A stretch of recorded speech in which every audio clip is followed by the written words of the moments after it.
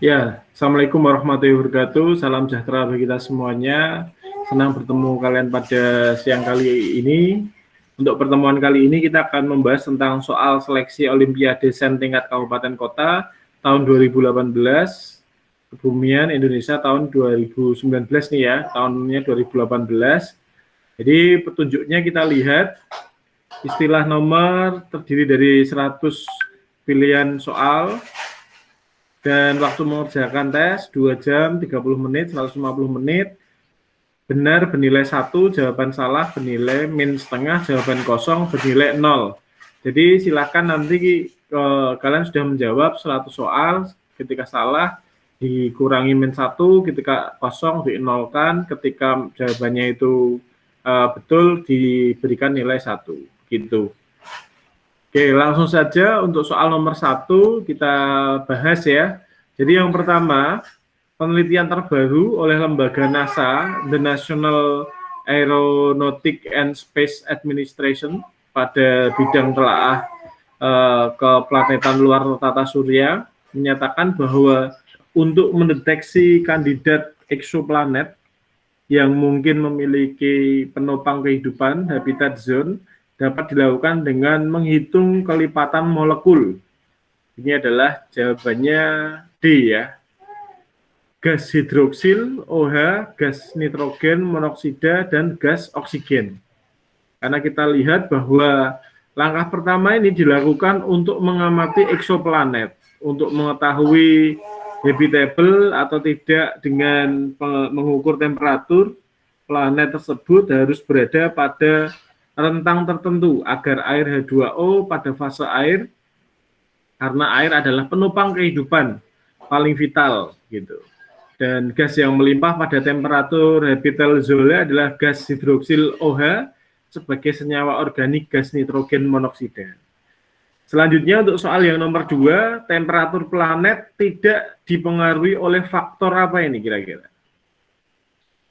Jawabannya adalah A dan C. Jadi massa bintang pusat itu yang pertama, ini karena tidak berarti kecuali ya, dan C, rotasi planet. Jadi faktor-faktor yang mempengaruhi temperatur adalah massa bintang pusat ini tidak berpengaruh, ukuran itu sangat berpengaruh, semakin besar ukuran planet, maka energi yang dihasilkan inti akan semakin besar, jadi seperti itu. Sedangkan yang kedua yang berpengaruh adalah rotasi planet, itu perbedaan suhu siang dan malam suatu planet. Apabila rotasi lambat, maka perbedaan suhu antara belahan siang dan malam akan semakin besar.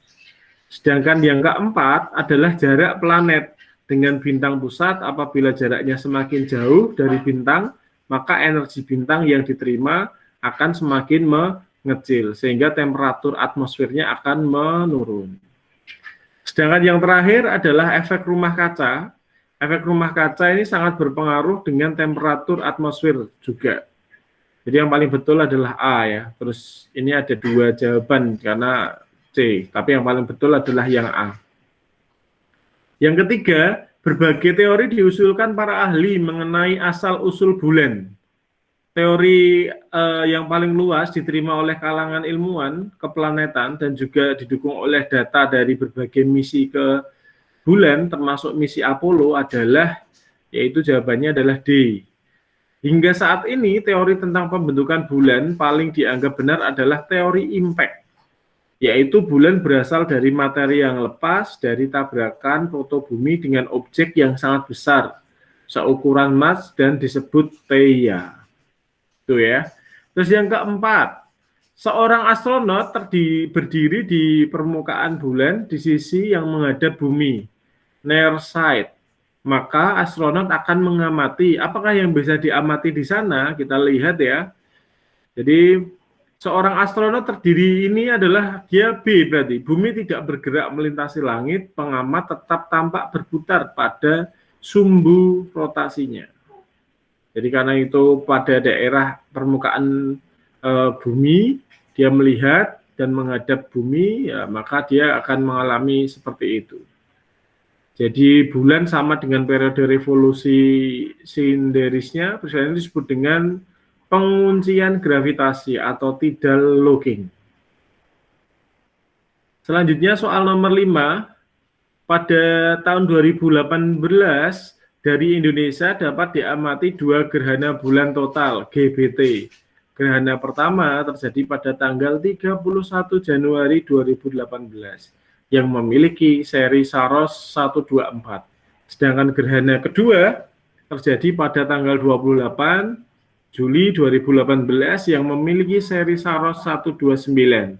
Berdasarkan informasi tanggal gerhana terjadi, maka pernyataan yang benar adalah, kita lihat ya, ini ada kalendernya, jadi kamu harus bisa membayangkan ya, tanggalan 31 Januari, Saros 124 ya, jadi Syawal, Dzulhijjah, Juli, kita lihat 31 Januari, 4 Jumadil Awal, bulan tepat berada di perigi, sedangkan 28 Juli sampai 15 Dzulhijjah, bulan sudah melewati titik perigi.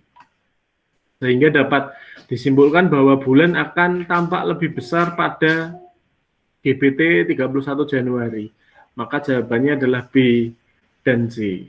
Bulan akan tampak lebih kecil di garis bumi 28 Juli 2018. Dan yang C, bulan akan tampak lebih besar pada GBT 31 Januari 2018. Selanjutnya adalah yang keenam.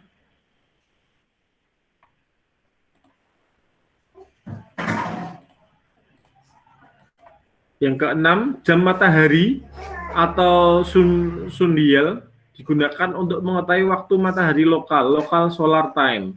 Jika akan digunakan untuk mengetahui waktu sipil atau civil time, diperlukan koreksi berupa, itu biasanya garis lurus, yaitu yang ada di pada siang hari. Kelemahannya ketika ada awan itu tidak akan terlihat dengan baik. Jawabannya adalah yang C, yang E ya. E itu adalah perata waktu, equation of time, zona waktu, time zone, dan waktu musim panas, daylight saving time. Jadi equation of time, zona waktu, dan waktu musim. Jadi seperti itu. Selanjutnya,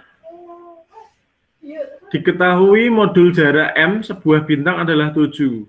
Bila digunakan periode paralaks trigonometri untuk memberikan sudut paralaks sebesar 1 detik busur, maka besar garis dasarnya, baseline-nya adalah, jawabannya adalah yang C. Ini memang itu ketetapan ya. C adalah 2,5. Selanjutnya yang ke-8, perhatikan gambar yang diberikan dalam soal. Jika bentuk tersebut adalah sel surya yang terpasang di permukaan bumi dan diketahui besar energi matahari yang tiba di permukaan bumi setiap detik sekitar 700 watt, maka banyaknya energi yang diterima sel surya tersebut selama 2 detik adalah sekitar berapa? Nah, ini kita hitung ya.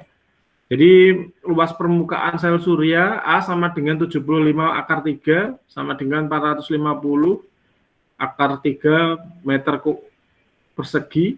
Energi yang diterima kita lihat rumusnya W sama dengan P kali T. Maka hasilnya adalah 1400 Joule ya. Daya yang dihasilkan sel surya P sama dengan Na kali W sama dengan P 50% kali 450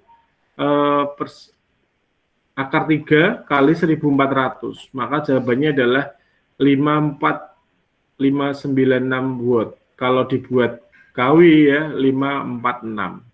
Jadi jawabannya adalah D. Ini salah satu kategori soal yang sangat sulit ya. Dan biasanya anak-anak IPA yang bisa mengerjakan ini. Karena memang rumusnya kategorinya sulit. Selanjutnya, periode rotasi di daerah sekitar khatulistiwa matahari adalah 26 hari.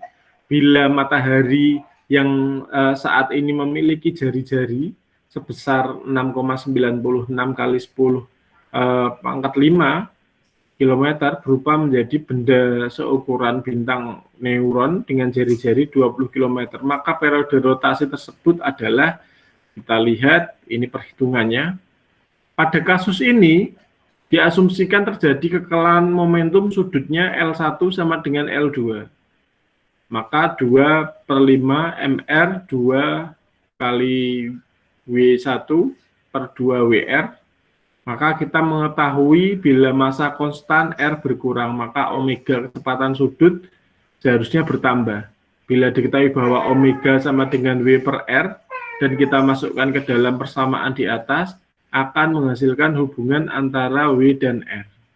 Yaitu kecepatan rotasi dapat diformulasikan sebagai keliling lingkaran, keliling matahari dibagi periode rotasi. Jadi rumusnya ini juga kategori soal yang sangat sulit ya, karena hitung-hitungan, sehingga bila disederhanakan dan dimasukkan angkanya, karena angkanya tidak mudah ya, kalau angkanya cuma kali tambah bagi akan sangat mudah, karena ini adalah Pi 2 kali PR per T bagi 2 kali PR2 per T2 sama dengan R2 per R1. Maka sehingga disederhanakan, dimasukkan angkanya, T2 dikalikan sekian, maka ketemu T sama dengan 1,85 kali 10 pangkat 3 S. Silahkan nanti dihitung lagi dan dibaca lagi ya, biar paham. Selanjutnya, jika matahari menjadi bintang raksasa merah, maka lapisan di atmosfer bumi akan menerima sinar matahari paling besar dari arti foton per M persegi. Dalam panjang gelombang, kita lihat ya, jadi 1,85 milidetik itu mempunyai arti bintang raksasa merah memiliki temperatur sekitar 2400 sampai 3700 Kelvin. Karena lapisan di atas, maka akan diterima oleh gelombang dengan frekuensi terendah. Panjang gelombang yang terpanjang, menurut hukum Wien, semakin menurun temperaturnya, maka panjang gelombangnya akan meningkat. Jadi kalau kita lihat dari perhitungan di atas, didapat hasil panjang gelombang maksimum adalah 1,2 kali 10 min 6. Dan panjang gelombang tersebut berada dalam rentang infrared. Gitu. Selanjutnya adalah 11 ya. Ketika sebuah teleskop diarahkan ke dua bintang secara bergantian, daya yang diterima adalah 5,3 kali 10 min 14 dan 3,9 kali 10 min 14. Berapakah perbedaan magnitudonya? Ini kita magnitudo ya, M1 min M2 sama dengan min 2, log E per E2. Ini adalah rumusnya. Kita masukkan MM2, 2 log, maka 5,3 kali 10 pangkat 14. Dan 3,9 kali 10 pangkat 14, maka M min M2 sama dengan 0,33, atau kita sederhanakan menjadi min 0,325. Jadi jawabannya adalah yang C. Selanjutnya, pada panjang gelombang 6300 A, fluk dari sebuah sumber pemanasan 10 pangkat min 18 WM, tentukan laju foton yang melewati sebuah teleskop yang diameternya 2,2 meter dalam selang panjang gelombang adalah 10 ampere. Kita lihat ya, jawabannya adalah D. P itu adalah 463. Karena kalau kita lihat, ini perhitungannya kurang jelas ya. Jadi kuntinya 463 itu. Terus yang ke-13, yang dimaksud dengan daya pisah teleskop adalah kemampuan teleskop memisahkan objek dengan sudut pisah kecil. Jadi itulah yang dimaksud dengan daya pisah teleskop. Jadi jawabannya adalah A. Ini nggak usah saya jelaskan karena kita langsung fokus ke materinya. Diameter sebuah teleskop akan menentukan, harusnya D ya, daya kumpul cahaya dan resolusi. Hanya daya kumpul itu adalah light gathering power, kemampuan teleskop mengumpulkan radiasi cahaya dibandingkan dengan mata. Sudut revolusi adalah sudut terkecil yang mampu dipisahkan oleh teleskop. Semakin Objek langit dari posisi meridian, maka jawabannya adalah A. Objek langit akan tampak semakin memerah dan redup. Ini sudah sangat jelas sekali. Untuk tahun 2018 ini banyak sekali hitungannya dibandingkan tahun 2017 yang kemarin kita bahas ya. Jadi kita harus memang hati-hati dan menjawabnya dengan baik. Seandainya setiap detik dalam matahari terjadi perubahan 4 kali 10 kilo matahari menjadi radiasi, berapakah daya listrik dalam watt yang dihasilkan bila 50% energi radiasi yang berubah menjadi energi listrik oleh sebuah plat fotosel. Jadi kita lihat 16, daya total yang dikeluarkan adalah E sama dengan MC pangkat 2. Kita masukkan rumusnya, E sama dengan 4 kali 10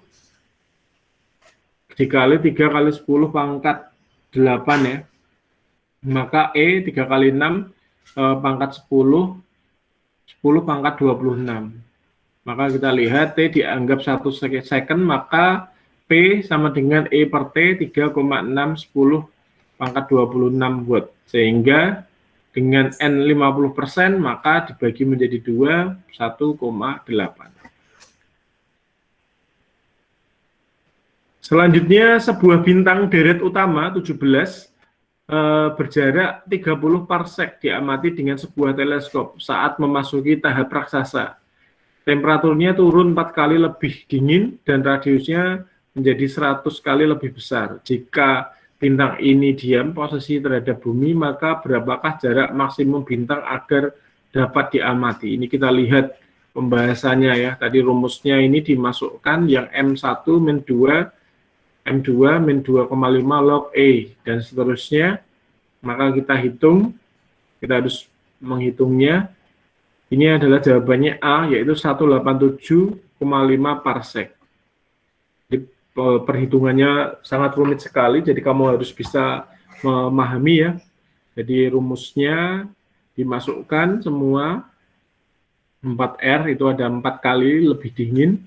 R-nya berarti radiasinya jadi 100, dan selanjutnya akan ketemu 1,57. Untuk latihan boleh silahkan menggunakan kalkulator ya.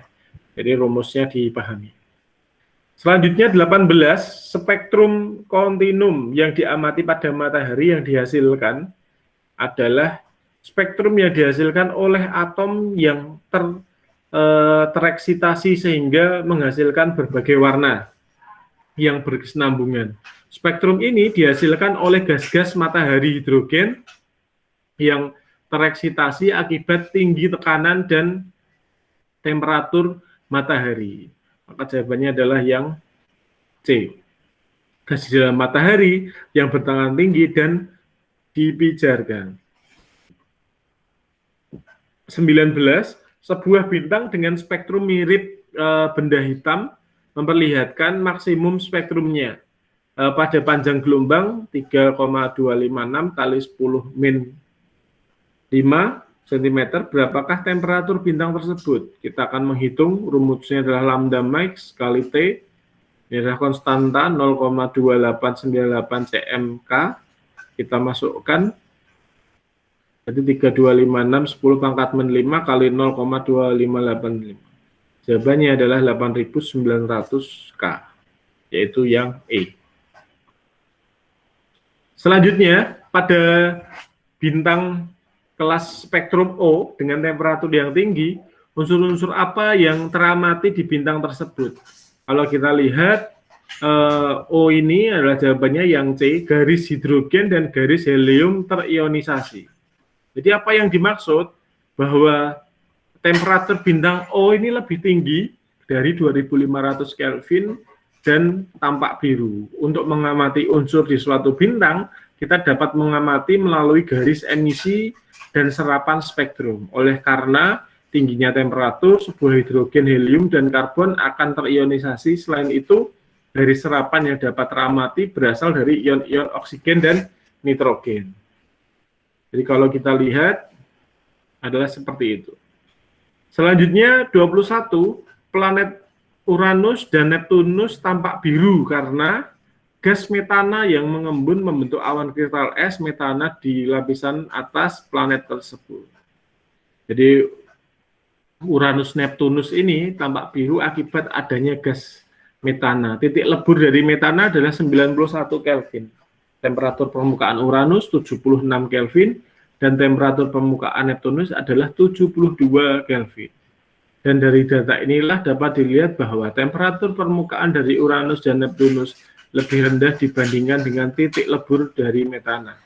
Sehingga metana di kedua planet tersebut berada dalam fase beku. 22. Benda-benda kecil tata surya berikut mengorbit matahari kecuali yaitu yang C, yaitu meteor.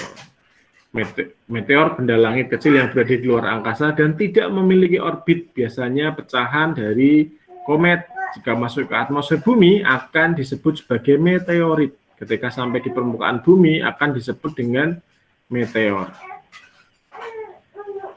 Oke, selanjutnya 23. Dilihat dari jaraknya terhadap matahari, temperatur rata-rata permukaan planet Venus lebih tinggi dibandingkan planet Merkurius. Hal ini disebabkan karena atmosfer Venus tebal dan terdiri dari awan karbon dioksida dan sulfur dioksida yang berat sehingga bersifat sebagai rumah kaca. Begitu. Jadi temperaturnya seperti itu, lebih tinggi dibandingkan Merkurius, walau jarak Venus lebih jauh dari matahari. Selanjutnya 24, bila ada benda lain yang berukuran mirip Jupiter berada di orbit Jupiter mengorbit matahari, maka benda tersebut dan Jupiter tidak akan tertabrakkan dan sistem tata surya tetap seperti saat ini. Jadi tidak akan ada pengaruh. Jadi ketika benda ditempatkan di suatu orbit, maka benda tersebut akan memiliki kecepatan revolusi. Selanjutnya 25. Andai kita bisa mengambil Saturnus dan memasukkannya ke dalam ember berisi air, maka, ini analogi ya, maka adalah A, Saturnus akan mengambang karena massa jenisnya lebih kecil dari massa jenis air. Karena dia kecil ya. Mengapung di karena densitas dari Saturnus adalah 0,687 gram per centimeter min 3 yang berarti lebih kecil dari densitas air. 26. Material yang bersifat padat terbentuk secara alamiah organik dengan komposisi kimia tersebut memiliki struktur kristalin. Nah, ini jelas jawabannya adalah mineral. Itu adalah definisi dari mineral. Jadi soal untuk analisis 2018 ini luar biasa. Ada soal kurang lebih sekitar 20 soal, 10 soal hitungan, 10 soal tentang tata surya ya. Jadi memahami tentang tata surya yang ada di planet-planet. Untuk yang kemarin kita tahun 2017 itu hanya 10 soal saja. Kalau ini 2018 20 soal, ini terlalu banyak. Nanti kamu analisis yang tahun 2019 dan tahun 2020. Semoga untuk yang namanya saja kebumian, tata suryanya harusnya ya 10% aja lah. Kalau enggak ya sekitar 10-15 soal. Kalau ini sudah sangat banyak sekali, sudah keterlaluan. Selanjutnya 27, kita masuk ke litosfer ini ya, ke batuan, mineral. Mineral dapat memiliki warna putih, ungu, kuning, coklat, pink, biru, atau tidak berwarna.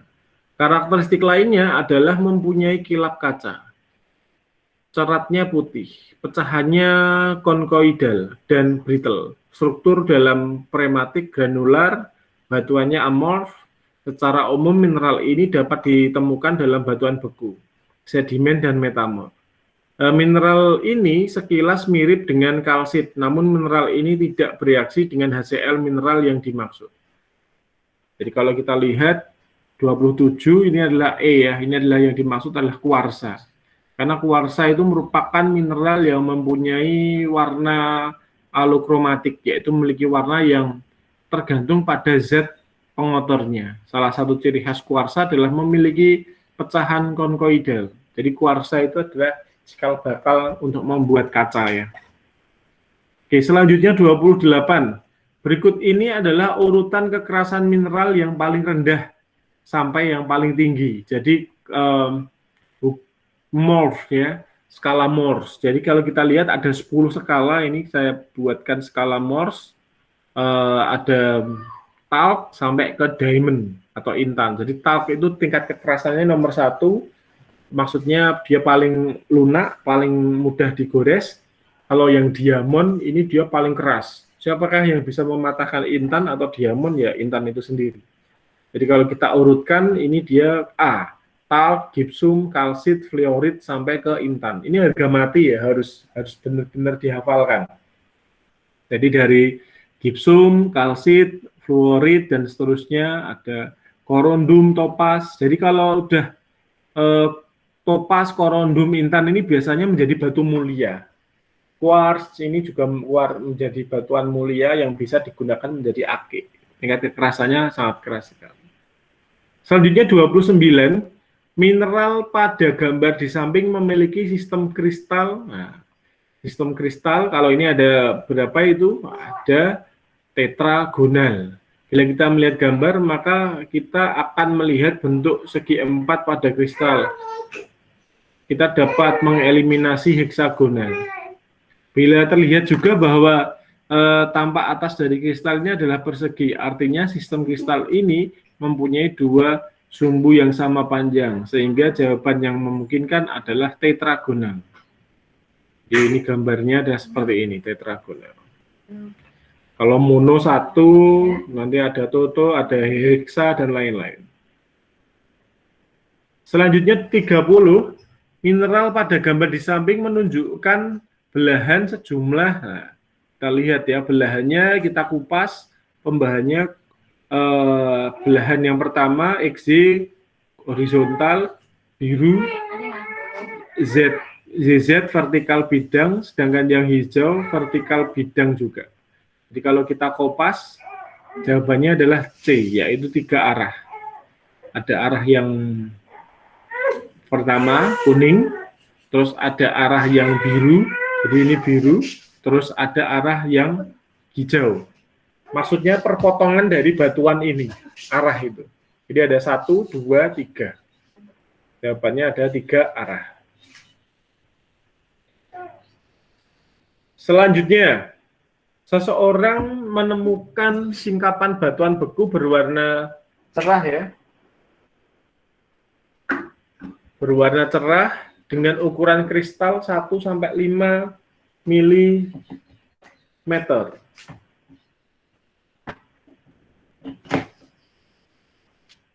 Dengan memiliki tekstur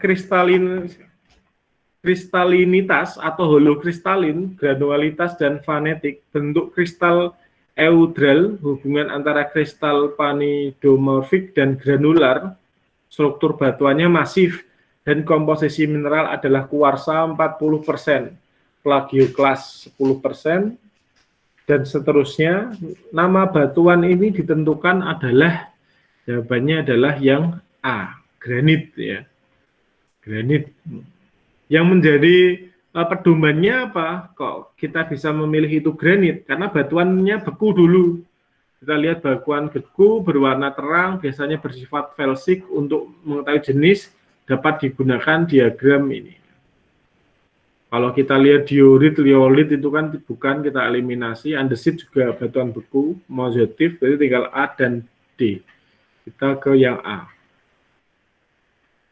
Selanjutnya, batuan tersebut, nomor 32, adalah batuan beku dengan ukuran kristal yang sangat besar karena proses pendinginan yang sangat lama. Batuan tersebut adalah dicirikan apa itu? Yang D ya, berarti pegmatit.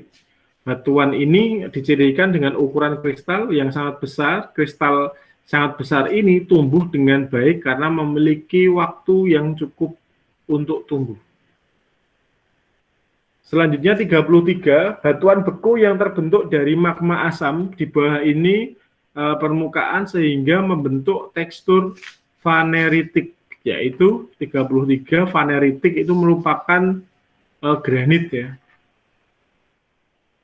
terbentuk dari magma intermedier. Granit merupakan batuan yang terbentuk dari magma yang asam.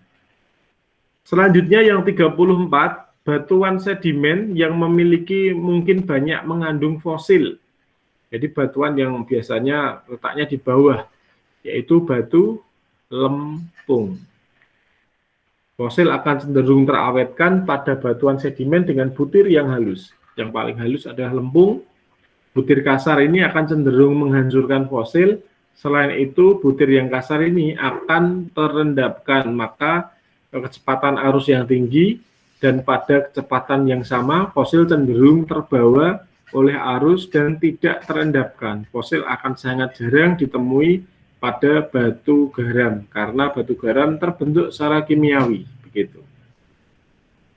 Selanjutnya 35, dalam skala Wentworth ukuran butir 2 sampai 4 mm disebut di skala Wentworth, skala dalam penentuan butir ya. Jadi 2 sampai 4 ini adalah kerikil. Nah, jawabannya adalah D. Nah, jadi kita harus hafal klasifikasinya dari bongkah, berangkal, krakal, sampai ke kerikil. Selanjutnya, batuan sedimen terbentuk dari beberapa proses batuan sedimen yang terbentuk akibat proses kimiawi. Contohnya kalau proses kimiawi adalah batu rijang. Jadi adalah ditinggal dibaca, adalah kita lihat batuannya adalah batuan rijang dari batuan sedimen silika kimiawi, rijang. Ini ya, masuknya. Selanjutnya 37, struktur batuan sedimen yang dapat dipakai untuk menentukan posisi atas bawah suatu perlapisan batuan. Nah, kita lihat ya. Perlapisan batuan kita bisa lihat atas bawah itu adalah lobe cast. Merupakan struktur sedimen yang terbentuk akibat pembebanan dari atas lapisan sedimen. Ini nanti filenya akan saya kirim ke kalian ke WhatsApp biar nanti bisa dipelajari kembali ya soal dan jawabannya. Selanjutnya 38, tekstur pada batuan metamorf yang menunjukkan kenampakan sisa dari batuan asalnya. 38 adalah yang relik tekstur. Lah istilah digunakan untuk menggambarkan tekstur dari batuan metamorf saat mineral dan batuan asalnya tidak mengalami metamorfosis. Selanjutnya 39, batuan metamorf berikut yang memiliki struktur foliasi. Kita lihat ya, adalah milonil, filit, sekis, dan gneis. Umumnya batuan metamorf foliasi adalah saba, filit, sekis, dan gneis. Menurut Learning, bahwa terdapat struktur foliasi terjadi karena akibat shear stress yang tinggi menerus berasal dari tekanan bawah dari permukaan bumi. Selanjutnya 40, gambar di samping salah satu struktur batuan metamorf yang memiliki struktur paralel mineral putih pipih, prismatik atau lentikuler, umumnya mika atau klorit yang berukuran butir sedang sampai kasar. Struktur tersebut disebut, nah ini adalah merupakan batuan sekis.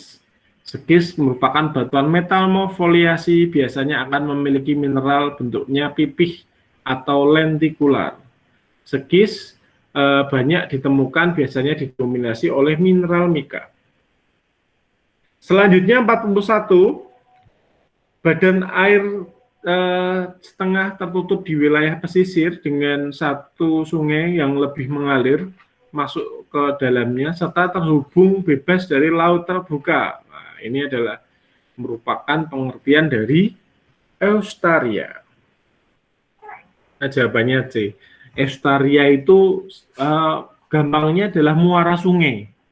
Itu mempunyai deskripsi yang ada di sini ya, badan air setengah tertutup di wilayah pesisir, satu dengan atau lebih mengalir masuk ke dalamnya, serta terhubung bebas dengan laut terbuka. Wah, Sangat rumit sekali ya. Itu kalau muara sungai kan gampang. Itu ada sungai, ada lautan ya muaranya, mulutnya.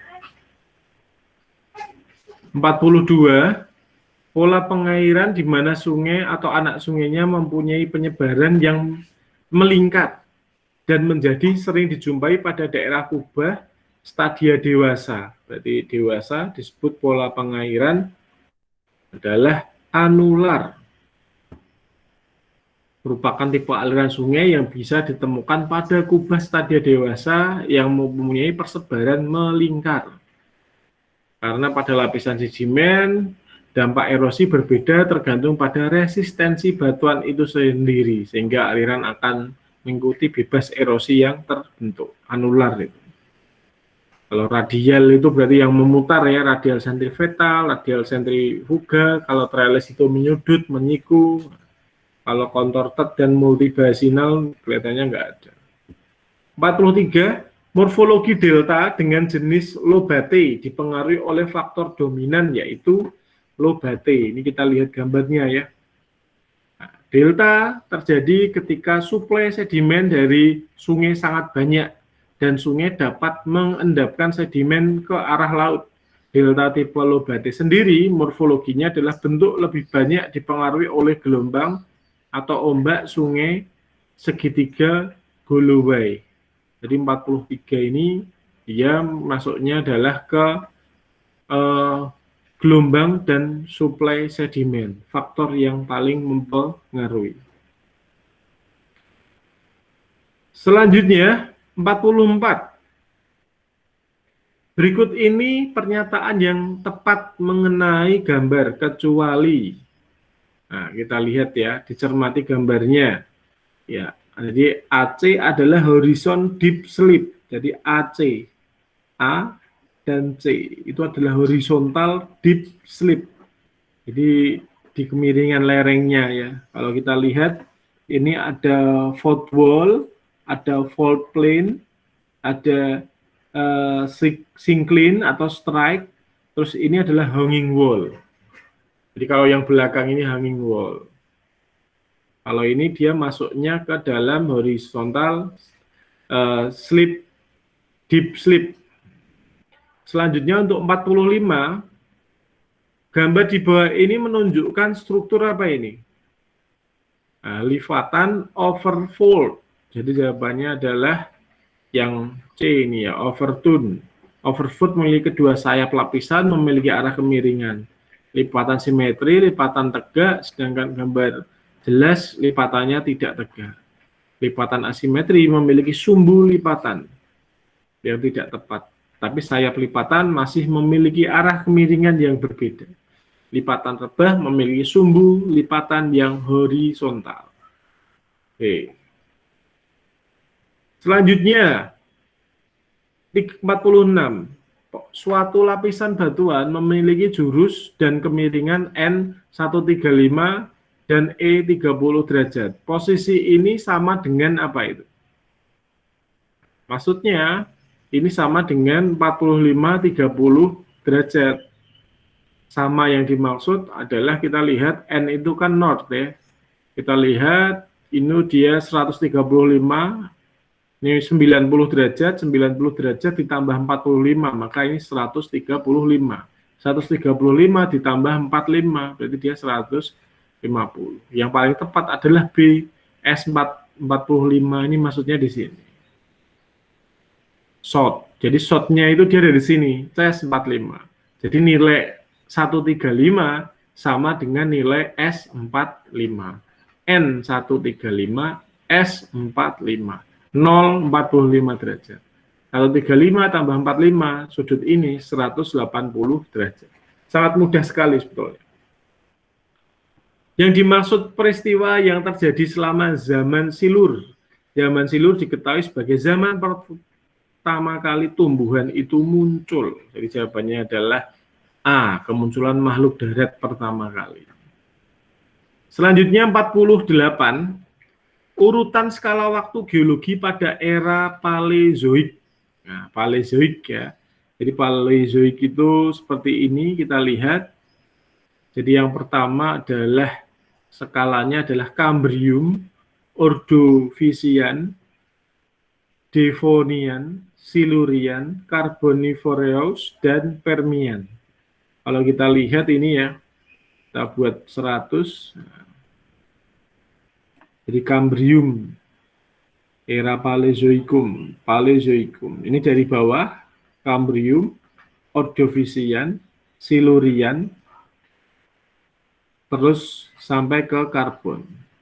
Jadi seperti itu. Sudah sangat jelas sekali. Itu juga harus dihafalkan dan dipahami. Selanjutnya 49. Berikut ini adalah proses yang tidak mendukung untuk terbentuknya fosil kecuali adalah segera terkubur dan tidak terkena proses eksogen yang merusak. Ini yang bukan ya, yang tidak mempengaruhi. Karena yang lainnya hancur karena transportasi, yang tidak mendukung, berarti kecuali yang B. Sangat jelas sekali. Selanjutnya yang 50. Indonesia merupakan salah satu negara yang sering terkena gempa bumi. Dari pulau-pulau besar Indonesia, Pulau Kalimantan adalah pulau yang paling aman dibandingkan pulau besar lainnya terhadap gempa bumi. Karena, jelas ya, paling jauh dari batas lempeng aktif. Karena secara geografis Kalimantan ini letaknya ada di sebelah jauh dari lempeng Indo-Australia, jauh dari lempeng Pasifik, jauh dari lempeng Eurasia, jauh dari pertemuan dua lempeng itu.